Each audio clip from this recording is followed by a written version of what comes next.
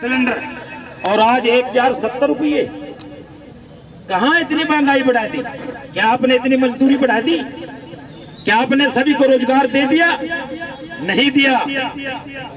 14 वस्तुएं की कीमत पर मिलती थी राशन कार्ड पर, लेकिन आज नहीं मिलती।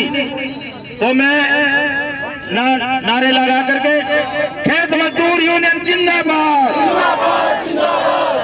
हमारी मांगे पूरी करो, हमारी मांगे पूरी करो, मनरेगा 203 लागू करो।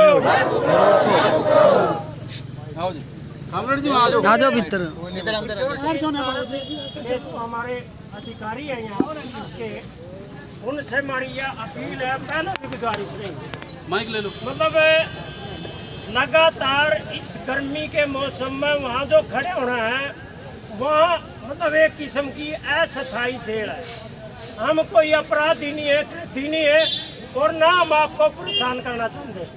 हमारी लगातार आपसे भी प्रार्थना है, यहाँ कोई भी अधिकारी मांग पत्र ले जाए, गेट के पार अंतिसार ले ले, हमने कोई इतराज नहीं।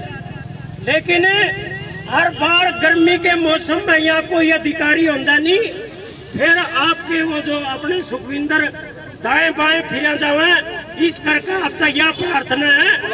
आप मैं यूँ कर आप मांग पत्र यहाँ बुला लो और यही खड़े हमने कोई किसी किस्म की कोई जल्दबाजी नहीं है, पर या तो धूम में खड़े करने हम लोग या ठीक नहीं। हमने डीसी साहब को भी रिक्वेस्ट करी थी और सिटी मजिस्ट्रेट साहब को भी, मीडिया के माध्यम से पुनः फिर प्रशासन को भी, यहाँ की सिक्योरिटी को भी सहानुभूति पूर्वक अपील है। छाम में खड़े हैं लोग, हम अपना मांग पत्र दे देंगे आराम से। धूप में हमारी कोई स्थिति नहीं खड़ी होने की, आप तक प्रार्थना है, यही छाम में खड़े होकर हमारे पास मांग पत्र ले ले, आपका धन्यवाद होगा।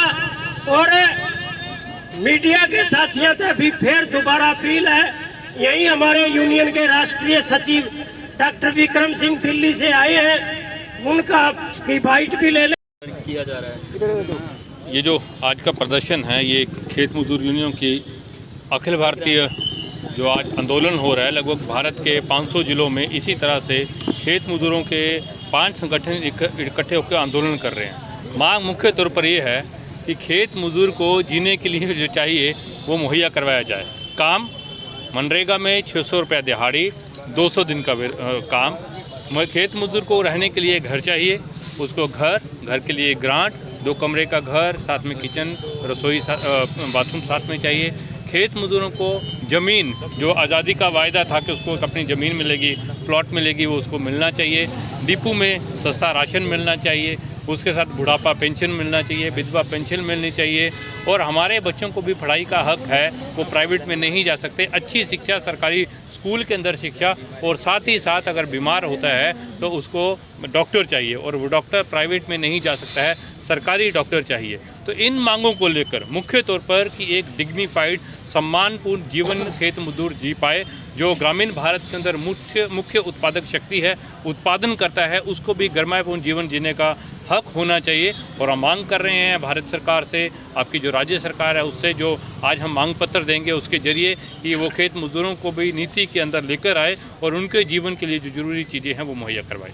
किसको ज्ञापन किसके नाम दिया जा रहा है? ज्ञापन हम उपायुक्त महोदय के नाम ज्ञापन देंगे। हम भारत सरकार प्रधानमंत्री महोदय के नाम ये पूरे देश भर में सभी जिलों पर, सभी जिला मुख्यालयों पर प्रदर्शन करते हुए मांग पत्र दिया जाएगा, जिसमें मार्फत उपायुक्त महोदय करनाल और प्रेषक भारत श्रीमान प्रधानमंत्री महोदय भारत सरकार नई दिल्ली। पहले भी बहुत ज्ञापन दे चुके हैं अलग अलग मुद्दों को लेकर, लगता है कोई सुनवाई होगी? लगातार। हाँ, नमस्कार जी। ये देख सकते हैं किस तरह से खेत मजदूर यूनियन के जो कर्मचारी हैं वो यहाँ पर पहुँचे हैं और ज्ञापन देते हुए नजर आ रहे हैं। तस्वीरें हरियाणा के करनाल की हैं, पल पल की अपडेट भी रहेगी। खबर को भी साथ लाइक और शेयर जरूर कीजिएगा। पीछे आ जाओ भाई, पीछे आ जाओ।